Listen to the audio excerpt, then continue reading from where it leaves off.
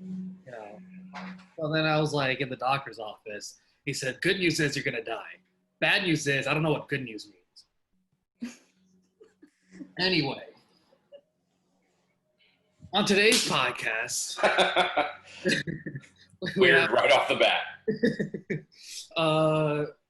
we have another special guest, a good friend of mine, a good friend of Brian, a good friend of everyone's, Steph Russo. Steph, how are you?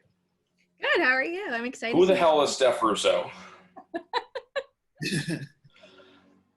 AKA Steph Gavilanes. Sorry. I at some point I'll stop doing this to you. But I've been coaching Steph since before she got married, so I see Russo and I'm literally like, who the hell is this? It still says Gavilanes on my phone. I can't. Because if you I won't know who it is. My emails are still Gavilanes. I haven't changed That's because those are impossible to change unless you make a new one. I know. And that's just stupid. So like, it's. I mean, it says Russo when you talk. It says Russo, but like, I can't. Same thing with Lauren. I can't. She's shortle. Oh, I know. Yeah. Right. So, I'm sorry. I'll shut up now. Okay. No.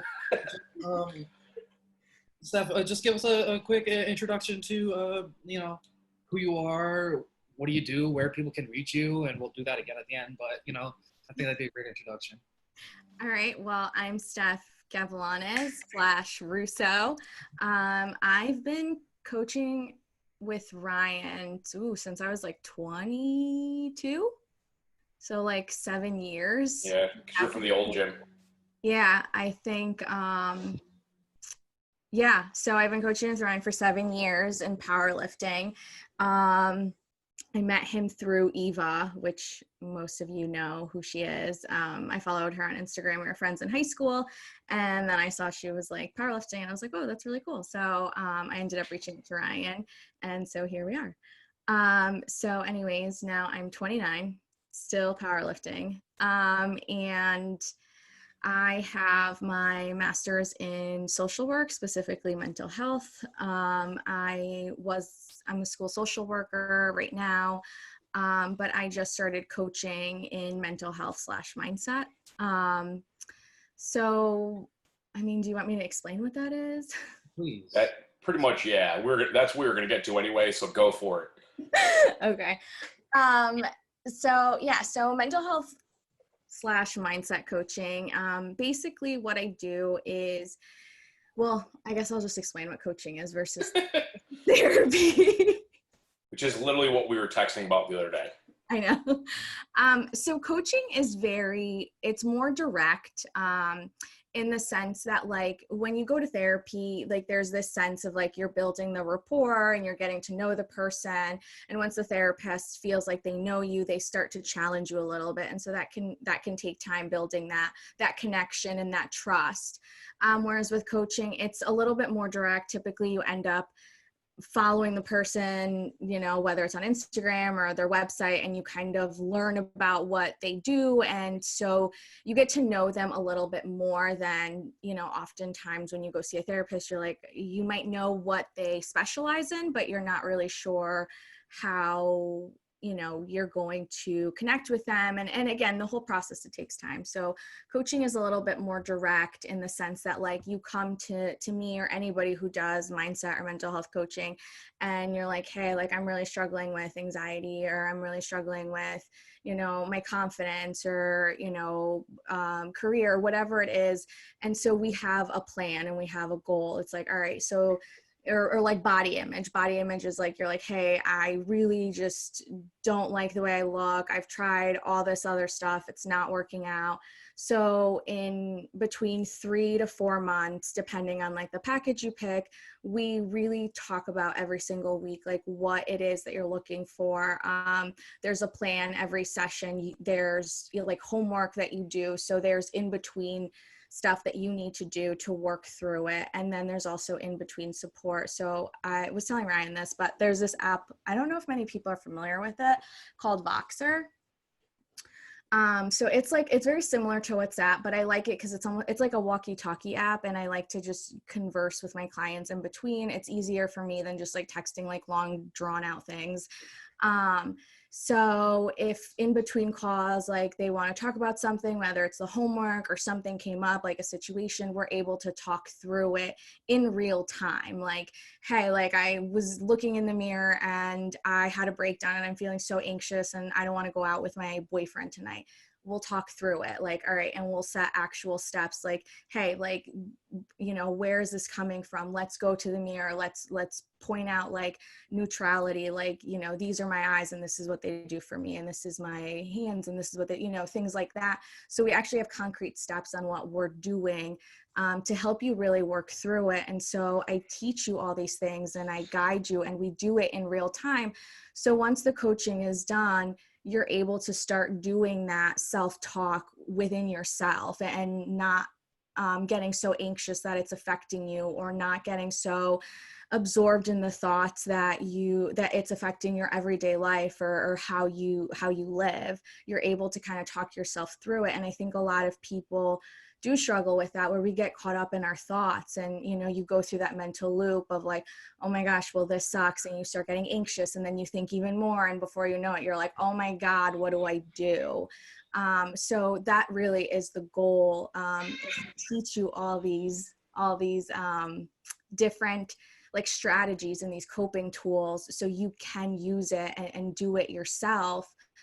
So you no longer need me, because that's not one thing I want to do, is like build codependence when you're like, oh my gosh, I can't do this without you. Like, no, I teach you everything and show you how to do it, and we do it together so you can then implement it and go on, because this is such a journey. Like it's not like once you do the coaching or you learn the tools, you're never going to have a negative thought again, or you're never going to feel anxious again. It's all just about being able to work through it and not get so stuck in it that it's affecting you.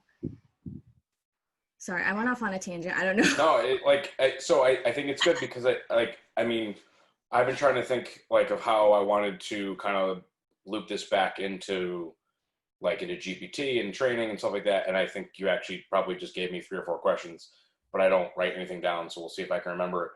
I mean, like you said, with like the codependency, like you want to give them the tools to do it. Like it's going to sound weird me saying this now, but like you said, you know, you and I have been working together for like 7 years, but like the way I coach is I give you your program and I give you stuff as you need it, but you're doing a lot of it on your own, you know, like I'm putting you into positions that like you can figure out what works for you, what doesn't. I'm not standing over you personal training. Right. And at the beginning when you started with us, we changed some things we did. But like, as you've been with me longer, like I probably coach you less because you don't need it as much. Mm-hmm. And that's the same, like, that's what you're saying is like, my idea is I want to get you guys to a point where you need as little help from me as possible. But I'm there when you need it. Like, you know, it's not like, I think some trainers think they need to be cueing every single set, every rep. And like, more often than not, you don't need any of that. Like, you know what to do, you have to do it. So we gave you the tools to do it, and then you have to go do it. And then when it gets to a point where maybe there's something that you do need more help on, then I'm there to answer questions or to give you that cue. But it's hopefully we gave you enough on your own that you could do it. And that's the same thing you're doing. Like at the beginning, people are just kind of lost, and you're giving them that help. And I think like what you said, like the coaching is like, I think a lot of people are, and we actually talked about this a little bit, and you know, with Stephanie in the last podcast we did, is that you know, the mental health aspect. Like I think a lot of people are nervous about going to like a therapist, like it's a bad thing. So I think like what you're doing, like coaching, is like it's probably produces less anxiety because it's not a therapist, even though, you know, you're still helping through issues. It's not in the same way. Like, you know, you're not going to go lay down on their couch and talk. Like, and I think, you know, and this is the same thing with me. Like, you know, people are willing to reach out to a coach, and I think like that's a good step, and get, you know, and help with stuff that you need working on. Would it be fair to say that sort of both you and Steph fit this sort of middle ground of sort of the fields you're in the sense that if, you know, a trainer or like someone initially seeking out mental health will talk to a friend and they'll get like the personalized coaching or personalized training until they reach a coach where it's like you sort of have the tools and I'll guide you in the right direction. But if things get more intense, we'll guide them to either like a physical therapist or an actual like psychologist, right? And then you sort of bring them back and forth between those two realms. I think that's probably, I mean, like I wouldn't say, like for me at least, maybe not so much physical therapist. It's more of me of like, you hire me as a coach and, you know, you get the programming and the coaching as needed, or do you hire me like for one-on-one? You know, like, you know, I can do both, but like, you know, if you hire me for one-on-one, then like for the next hour, hour and a half, I'm going to be with you at every step and I'm going to give you a lot more things to do. And the thing is, you might not necessarily need that most of the time. Maybe you only need that occasionally to kind of just remind you of something, where like, you're right. Like it can kind of branch in between. Like more often than not, you need me to give you the program, do this, do this, do this, go for it. And like usually the notes that I give you guys is enough to make sure that you're doing stuff accordingly. And then every once in a while you might need a little bit more. So on my end, it's maybe a little bit different than like, you know, maybe like, you know, we have, we'll have Casey on in the future, but like, you know, Casey is a psychologist and like, she's like what you said, stuff like that. She's like that next step. She's the therapist. And I'll shut up and let Steph answer that part now, but yeah.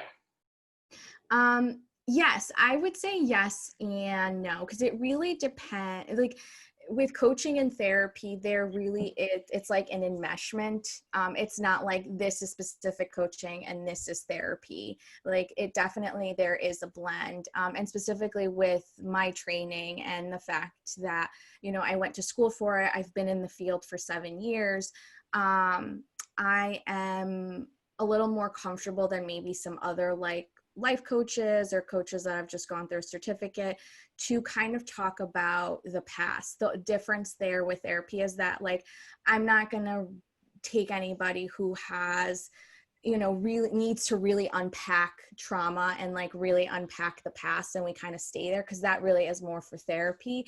But I'm not dismissive from the past, because I truly believe that in order for us to move forward in our life, there are things that we need to address in the past to move forward, because it's hard to just, you know, be on the other side and be like, all right, well, because I've heard this from other coaches, like life coaches, and that's fine. I know that those are the tools that they use a lot. But where it's like, yes, you have the power to control what you're doing, but it doesn't matter the things that happened in the past. Like it's all on you. And I could see where that can be helpful for people. For some people, it could be very empowering to be like, wow, like my past doesn't define me. And like, I have the power to change all these things and, you know, all that stuff. But it can also be really harmful to other people in a way that it's very dismissive of the things that you've gone through or the things that you've experienced through, you know, childhood and growing up, because those really stay with us and they really shape how we view the world, how we view ourselves. And so I think it's almost like, this is my personal opinion, like, I think it's almost like a disservice to not talk about like, where are these core beliefs coming from? You know, where's the first time that this happened? Like, let's talk through that. Like, what was that experience like for you? And then let's take from there and see how is it now playing out in your life and how can we move forward with it, rather than like really unpacking it and like kind of staying there like what it is with therapy. I also wouldn't work with someone who is very like high crisis. Anybody who has like very severe like suicidal or homicidal ideation, like that definitely is more therapy. But I also really like working like and this is not like to say that therapy doesn't work. I've been in therapy like myself for years and I love my therapist. She's amazing. But one of the things that I've seen is there is definitely a gap with people that I've talked to, people that have come to me, whether they decided to do coaching with me or they were kind of just on the fence. Like they found that the person they, you know, did therapy with was just someone they vented to, but didn't feel like they had concrete steps. Every therapist has a style. So I definitely don't want to say, just like in any profession, like there's some really good, like, you know, personal trainers and coaches and, you know, therapists and doctors, and there's like some duds, right? So, and so it happens in any profession. But that was the experience. And I think a lot of it too is the training, because a lot of, at least in social work, and that's really what I can speak on versus like psychology, and versus in their training. So like in social work, we were taught to, that one of the things it is that we talk about a lot is like the whole person. We look at the entire person. It's not just you and your experiences, but it's also your experiences with other people, like your community, your schools. Like we look at everything. It's very like whole person centered. And we talked a lot about the unconscious mind, and not all therapists or not all are trained to do that in that sense, because we are so focused on like the conscious mind, which is our thinking and like our thoughts, and we're aware of our feelings, but the unconscious mind really drives our conscious mind, and it's the unconscious mind that we're not really aware. And so you might be like aware of like your thinking or how you're feeling, but where are like the core beliefs coming from, and what happened, and how can we take from it and start to reframe it so you can bring awareness to those unconscious beliefs. Does that make sense? Yeah, that makes sense. I think I said this is like, it's kind of funny because this is like we literally just recorded with Stephanie, and there are definitely some parallels of like, yeah, we went in a different route with her. We were kind of introducing her, and we ended up getting a lot of talking about like the mental state of like lifting and getting, you know, and just in general in meets, and I think you're saying a lot of stuff that actually parallels with her really well. So we should probably post these pretty close to each other. But no, I think we use like a couple things there. Like you said, the continuum, I think that's a good way to put it, is like sometimes you need to go like, you know, we're always shifting. We're not like just in this center place that like you just need this. Like I said, sometimes for me, you need me to be like, to watch every rep of a set and cue everything and give you more. And sometimes you don't need that. And like there's that continuum of going back and forth. And the same thing with like what you said, from you to a therapist, like you said, the enmeshment. I think like enmeshment or continuum is a good term.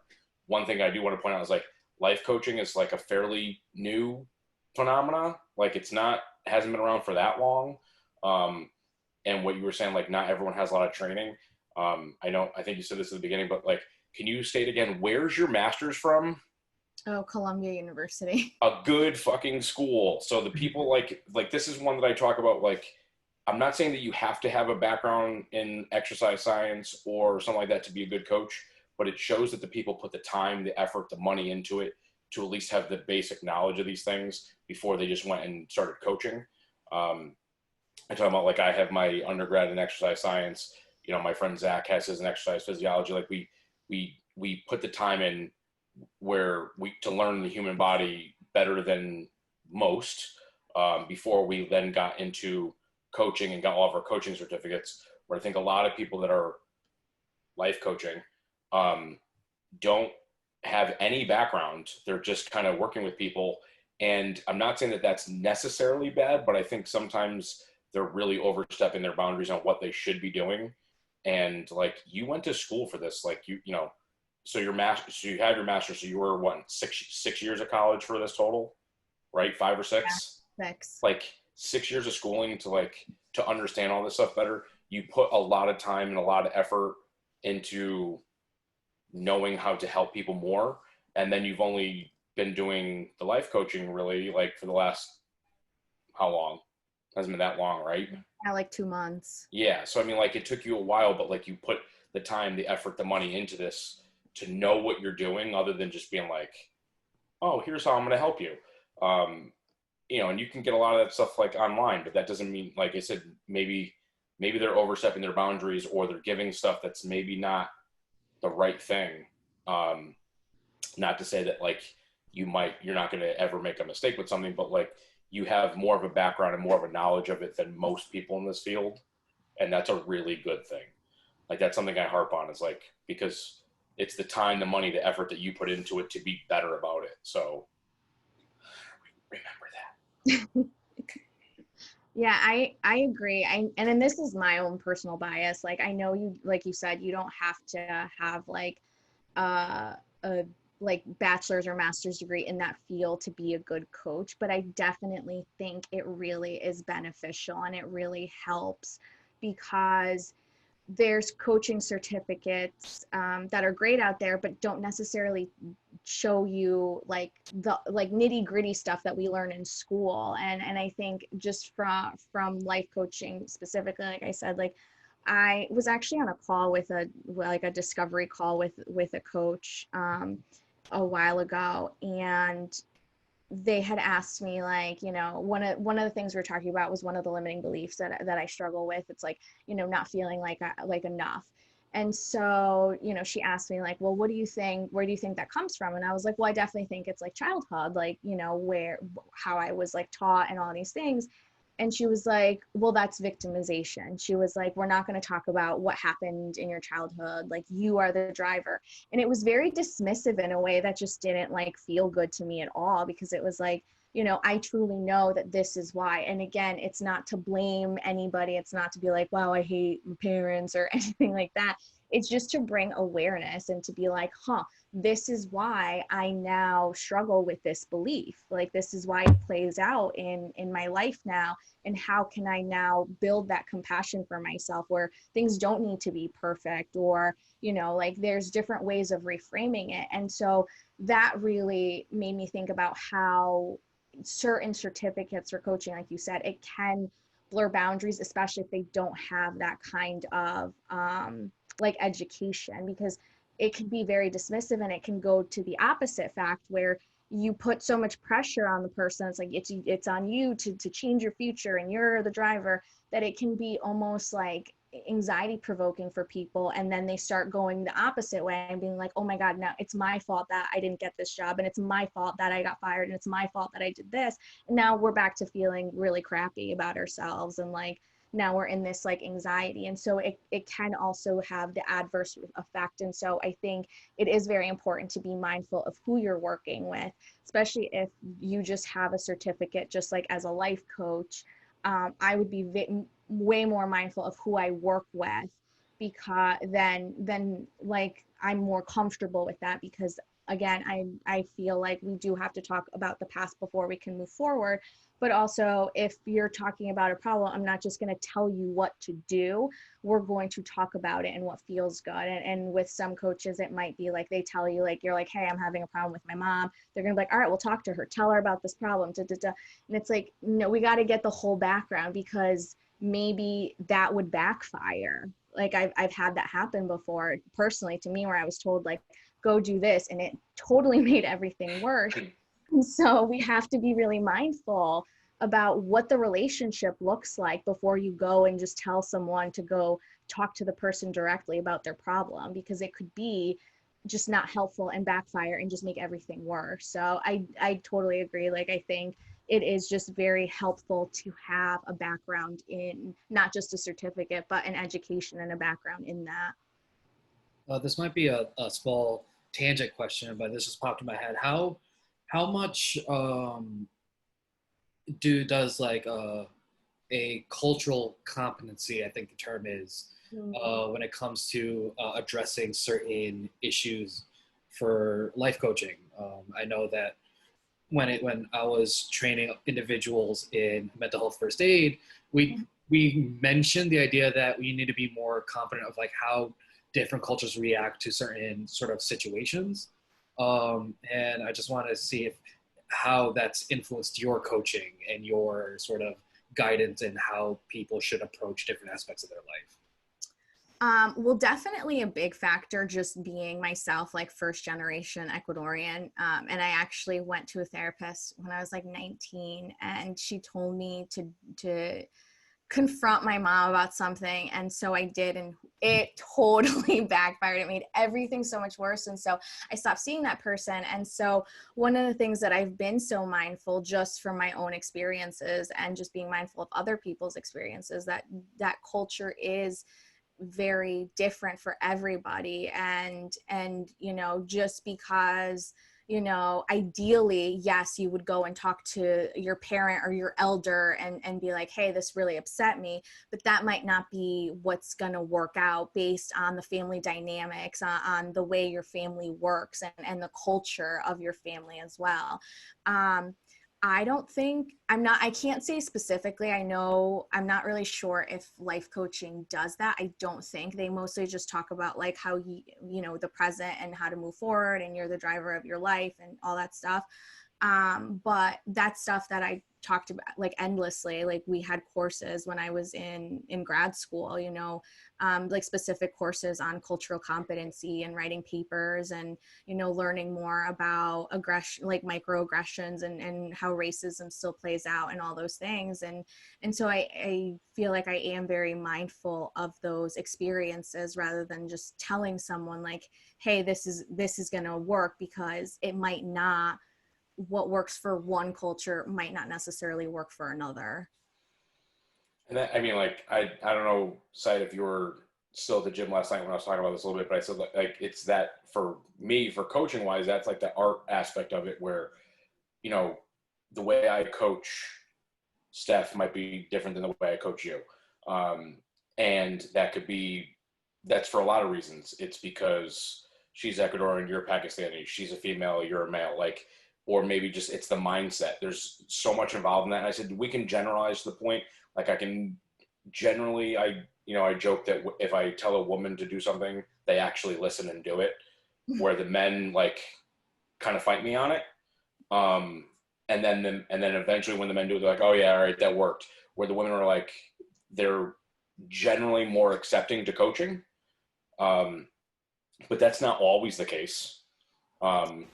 It's like I said, so I start to take these generalities and start to use them to figure out how to coach the person. I can assume this because of this, this, and this, like you said, with the cultural, the different cultural aspects of it and how I'm going to coach them. But it might change once I know that person a little bit better. Like lifting wise, like I'll use Steph, like if I give her as many reps as possible, she's going to do 8. And she could do 20 and she's like, 8. Like she just like, so as many as possible for her isn't always the best call. Or like if I say pick a bicep exercise, she's going to do hammer curls. Like where like someone like Mags is going to do a different bicep exercise every time. I'm pretty sure, Steph, you did the same one for like 12 weeks. I think like, so like I can, we can like, so like I said, we can't coach the same way just because they're both women. Like that's stupid. But like I can take at least general things and start to pull from that. So I think that matters actually a lot. And there's some science behind that, obviously, like learning, but it's also that art of like getting to know the person and understanding how they respond to different things. If you tell me to do something, I'm not going to do it. It's just, that's how it is. Like I'm one of those people that like, I have to kind of I need to be asked and kind of like I want to do it. If I'm told to, I'm like, nah, go screw yourself. Like I'm not doing it. So if you're coaching me and you tell me to do something, it's going to fail. And that's me. That's my whatever. That's my issues. But like, you have to know that going in, and that matters a lot. And I think some people use the science too much and don't use that art of like figuring it out. And I think some people just don't know that personal aspect of it and don't understand the art of it, of figuring out how to actually work with people. And that's so important because again, like we talked with Stephanie, like it's personal. Like we're personal trainers. Like you're a personal coach. Like if they don't like you and you don't mesh well with them, then move on. Because it's not going to work. It's not going to get, I'm not saying that you need to be best friends to get good results from a coach, but you need to at least feel comfortable with them enough that you are able to do these things. If you're just like butting heads or you just don't match at all, it's just not going to work. Yeah, agreed. And I think you have to, like, trust is such a big thing too in both, in any type of coaching. Because like if you don't trust your coach based on what they're like working with you on, and you're like, all right, well, I'm not going to do it because I don't trust you, like that's a big factor in it too. Yeah, and like building that relationship, like you said, you don't have to be best friends, but there's like that mutual trust, and like you feel comfortable with them to like tell them like, hey, this is what's going on. Because yeah, if you're not gonna put in the work. Like you can write like a great program, but if I only do one of the exercises every day and then I'm coming back and being like, yo, your program didn't work, like it sucks. Like, you didn't follow it. What do you want to do? So it's the same thing with like the coaching that I do. Like we can talk about the tools and like the techniques and stuff, but if you're gonna just choose to stay stuck, and even when we're walking through the tools and you're not as mindful, then one of the things I do is like we really try to pull back, and it's like, all right, well, where is this situation and how can I help you more? But sometimes you're right, like sometimes you're not going to mesh with the person, and it's just like, all right, well, that's okay, and good luck, and I hope you find someone that you do mesh with. This question was sort of mentioned in the last podcast. I'm going to adjust it a little bit. When it comes to athletes or individuals trying to achieve a goal, how do you sort of internalize that and help them achieve those goals? And what are some small things that sort of you would tell people to do, like small advice you can give people today to be like, at least this is one step towards achieving that goal? If that makes sense.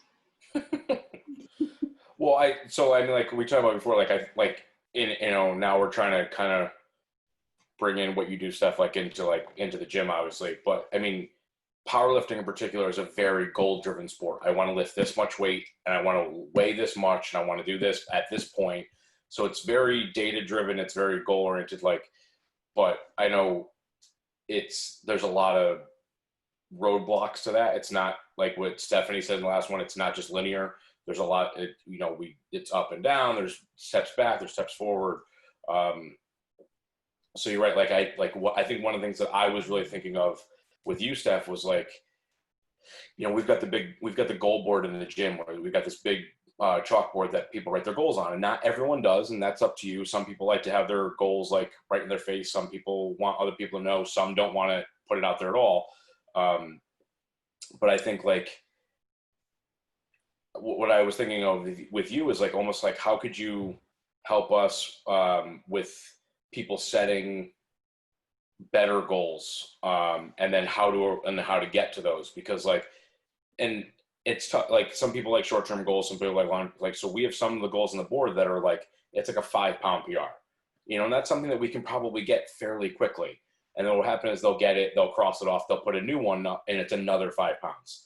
On the other hand, we've got some people that have 100-pound PR, and maybe they don't realize that that's going to take a long time, and we need to kind of work around that. Or maybe they're like, no, I'm thinking 2 years down the road, I'm going to get to this. That's my big goal. I want to hit my big goal. So yeah, I was kind of thinking it was how would you work with our members to, or any lifters, whatever, to set better goals and figure out, and work towards them?